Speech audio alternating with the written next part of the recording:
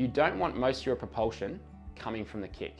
In fact, most of it should come from what the arms are doing and your rotation. If you feel like you kick too hard and there's a lot of effort and energy going into the kick, then you're probably going to be getting tired and struggling to swim 25 or 50 meters at a time.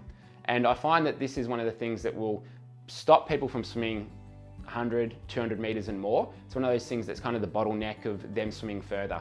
So with your kick, especially if you're a newer swimmer, you don't want most of your propulsion coming from the kick.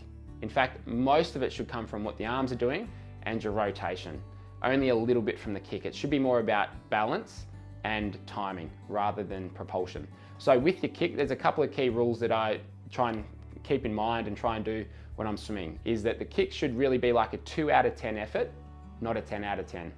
The kick should be fairly narrow and small. So imagine you've got like a bucket, keep your feet in that bucket. We don't want to kick much bigger than that.